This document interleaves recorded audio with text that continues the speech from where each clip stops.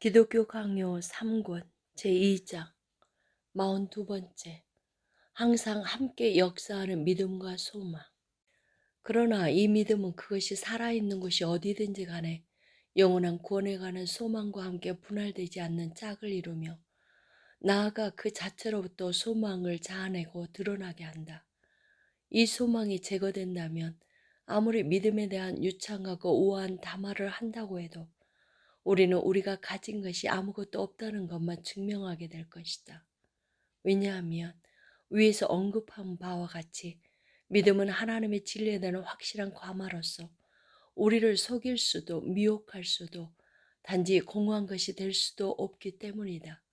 이러한 확실성을 마음에 깊이 담고 있는 사람들은 그렇게 함과 동시에 하나님이 그 자신의 약속들을 성취하실 시간이 다가옴을 의심 없이 기대한다. 그 약속들은 참되지 않을 수 없다고 믿기 때문이다. 요약하면 소망은 믿음으로써 믿어지는 진정 하나님에 의해서 약속된 것들에 대한 기대의 다름이 아니다. 믿음은 하나님이 참되심을 믿는 것이고 소망은 때에 따른 일이 일어나 그 자신의 진리가 제시되는 것을 기대하는 것이다. 믿음은 그가 우리 아버지이심을 믿는 것이고 소망은 언제나 그가 우리를 바라보시는 분으로서 자기 자신을 나타내실 것을 기대하는 것이다. 믿음은 영생이 우리에게 주어졌음을 믿는 것이고 소망은 그것이 언제나 드러나기를 기대하는 것이다. 믿음은 그 위에 소망이 자리 잡고 있는 기초이고 소망은 믿음을 먹이고 지탱시킨다. 왜냐하면 이미 하나님의 약속을 믿는 사람 외에는 아무도 그로부터 무엇을 기대할 수 없기 때문이다. 그렇기 때문에 우리의 믿음이 시들고 희미해지지 않으려면 그 연약함이 인내 가운데 소망함과 기대함으로 지탱되고 성장해 가야 한다. 이런 까닭에 바울은 다음에 차관에서 온당하게도 우리 구원의 자리를 소망 가운데 위치시킨다. 소망은 주님을 잠잠한 가운데 기다리면서 믿음이 너무나 성급하게 무모한 돌진을 하지 못하도록 억제시킨다. 소망은 믿음을 확정시켜 믿음이 하나님의 약속들 가운데 굳게 서서 요동치지 않도록 하고 그 약속들의 진리에 관해 의심하는 일이 없도록 한다. 소망은 믿음을 새롭게 해서 그것이 지치지 않도록 한다. 소망은 믿음을 그 목적지에 이르도록 연장시켜 그것이 도중이나 심지어 출발점에서 넘어지지 않도록 한다. 끝으로 소망은 끊임없는 갱신과 회복을 통하여 견인에 이르도록 나타나 그 자체로 믿음의 활기를 더한다. 믿음을 흔들림 없이 세우기 위해 여러 방면에서 얼마나 많은 소망의 도움이 필요한지를 알려면 얼마나 많은 형태의 시험이 하나님의 말씀을 품고 있는 사람들을 공격하고 쳐서 넘어뜨리려고 하는지를 곰곰이 생각해 보는 것이 더 나을 것이다. 먼저 여호와는 자기의 약속들을 연기하심으로써 종종 우리의 마음이 우리가 소원하는 것보다 더 오랫동안 불확실한 것에 매여 있도록 하신다. 비록 그 약속들이 더딜지라도 우리가 기다릴 것이라는 선지자의 말씀에 내포된 명령을 이루는 소망의 직분이 여기에 있다. 간혹 하나님은 우리가 쇠약해지는 것을 허락하실 뿐만 아니라 우리를 향한 공공연한 분기를 나타내신다. 여기에 소망이 우리를 도와야 할 당위성이 더욱 더해진다.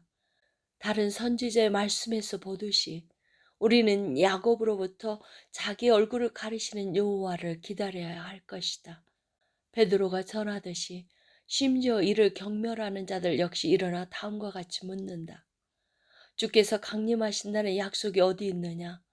조상들이 잔 후로부터 만물이 처음 창조될 때와 같이 그냥 있다 하니 단연코 육체와 세상은 이와 동일한 것들을 우리에게 속삭인다.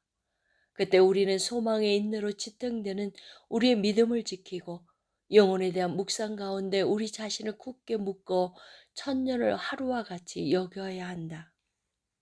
43번째. 하나님의 자비. 믿음과 소망의 유일한 기초. 이런 연관성과 유사함 두 가지 모두 때문에 성경은 때때로 믿음과 소망이라는 말을 서로 혼용한다. 예컨대 베드로는 우리가 하나님의 능력으로 구원의 계시에 이르도록 줄곧 보호를 받게 되는 것은 믿음으로 말미암는다고 가르칠 때 믿음보다는 소망에 돌리기에 더 적합한 어떤 것을 지칭하고 있다. 또한 앞서 우리가 소망은 믿음의 자양분이자 힘의 다름 아니라고 가르쳤던 것도 부당하지 않다. 동일한 편지에서 베드로가 너희 믿음과 소망이 하나님께 있게 하셨느니라 라고 전하듯이 이 둘은 동시에 서로 결합된다.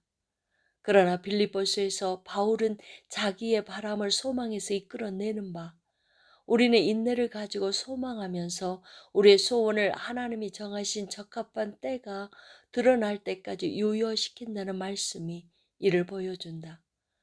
이 문제 전체는 우리가 이미 인용했던 히브리서 10장을 통하여 더 잘 이해된다.